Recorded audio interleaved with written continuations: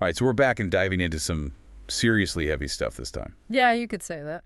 We're looking at the fallout after the whole Adora trial and, well, Marian, her death. Right. The excerpts, they really just lay bare the raw aftermath. That's a lot. Grief, suspicion, trying to make sense of something so senseless. Adora being found guilty of Marian's murder. It's like this huge weight. But no real closure, it seems. Like, things are still very much unsettled. absolutely, we see the wheels starting to turn on an appeal for her and the Wind Gap house. Oh, yeah, completely closed off now. Like a tomb almost. Yeah. And Alan's still around. Near the prison, haunting the edges of it all. It's interesting how these excerpts also highlight the whole media circus. Oh, it's a textbook case, really. The public's obsession with these true crime stories. It's like a feeding frenzy. Those quick paperbacks popping up everywhere. And even, you get a book offer. Yeah, I did. Crazy, right? It's like this almost morbid hunger for every little detail of this awful tragedy.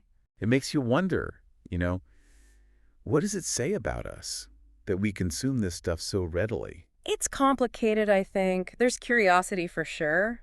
Maybe a need to understand the dark side of things, but... But sometimes it feels like there's a real lack of empathy for the people actually living through it. Absolutely. And when we look at the family, the immediate circle around Adora, Right. we see these very personal and very profound reactions, like John's letter. Oh, yeah. It reveals this deep-seated unease about Amma that he's clearly carried for a long time. And now he's moving closer. Wants to protect Meredith without a doubt, but also keep an eye on Amma. You can feel that tension. And then there's that observation John makes about Amma.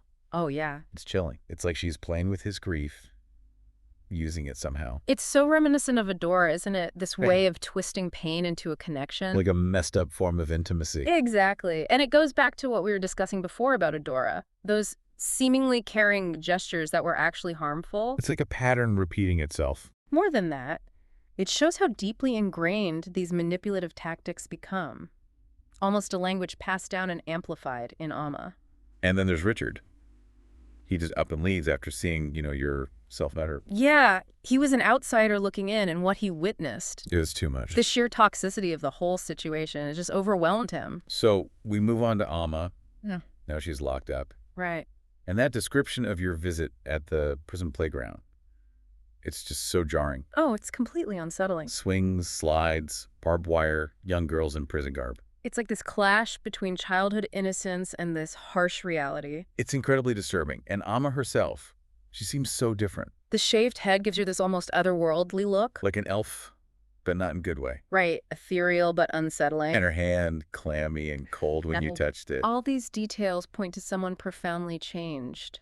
Detached, maybe. And even though you tried to keep things light during the visit, Those big questions, they just kept surfacing. the why, the teeth, why Anne and Natalie, why those girls specifically? It's the question that hangs over everything, doesn't it? What could drive someone to do such things? It's human nature to try and find a reasons, something we can grasp. We want to make sense of the senseless. But with Amma, even her initial reactions are revealing. Like deflecting almost. Complaining about prison life, the laundry, having to touch other people's things. It's like she's avoiding something. Anything to avoid looking inward at the real motivations. But then there's that crack When she admits to knowing Anne and Natalie, that they used to be close. they did these wild things together, even killed a cat. That's chilling. It suggests these weren't random victims at all. No, there was a connection, a shared history.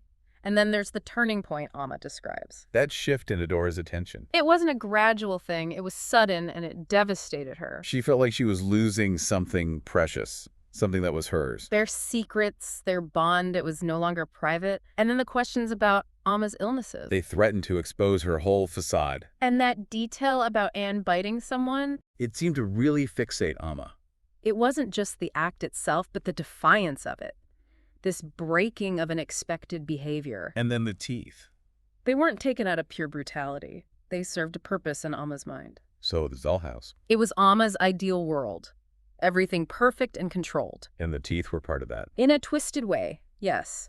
They were elements in this pursuit of a flawless fantasy. So it all boils down to this need for exclusive attention, for unwavering loyalty. Yes, Adora showing affection to other girls. It was a threat to Amma's entire sense of self. It was like a betrayal of the highest order. Exactly. And if we connect this back to Amma allowing Adora to make her sick, Munchausen by proxy. It becomes a twisted form of control. By being the focus of Adora's attention through illness, Amma was dictating the terms of their relationship.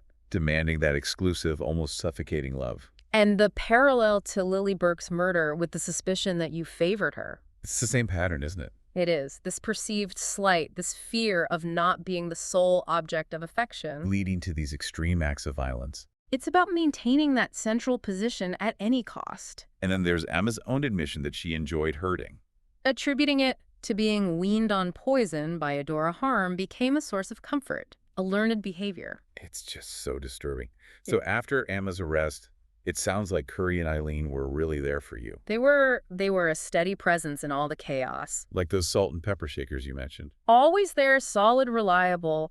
But for you, the immediate aftermath was Self-destructive. the descriptions of the cutting the knife, the circle on your back. It's like you were trying to externalize all that inner pain. And it almost escalated to your face. Curry's intervention, it was crucial. Life-saving. And their decision to take you to their home. Back to your childhood surroundings. It was a way to create a safe space, a return to something familiar. And that whole thing with parenting sharp objects. It highlights how fragile the situation was, but also their commitment to protecting you. And those little rituals, those moments of care. Waking up bedtime, kisses Curry's cheek, Chuck, grape soda, brushing your hair. They become these markers of healing, don't they? Showing that physical touch could be something positive, something safe. And reflecting on the anniversary of going back to Wind Gap, so close to Mother's Day. It's heavy stuff. It brings up this question of your own motivations that night with Amma. Was it kindness? Or was it an echo of that inherited sickness? That need to care for someone, even someone who's done terrible things. It's a constant struggle, isn't it? Especially at night when you feel those scars. But you lean towards kindness. After everything that's happened, you choose to believe in the good in yourself. That's powerful. So the big takeaway for me is understanding Amma's motivations. It wasn't just random cruelty. It was rooted in this deep fear of loss. Like a twisted reflection of Adora's own behavior. And it makes you see the whole tragedy in a different light. Much darker light, I think. But in the end, these excerpts leave us with a lot to think about. The cyclical nature of harm, the need for control, the lasting impact of trauma. And this idea of empathy in the face of darkness. Is your kindness a genuine break from the cycle? Or is it another facet of that ingrained family dynamic? It's a question we all have to grapple with. How do we separate true empathy from the shadows of our past? How do we break free and choose a different path? These are tough questions with no easy answers. But they're worth asking. Absolutely. And that's where we leave it for today. Thanks for joining us on this deep dive. Until next time. Take care.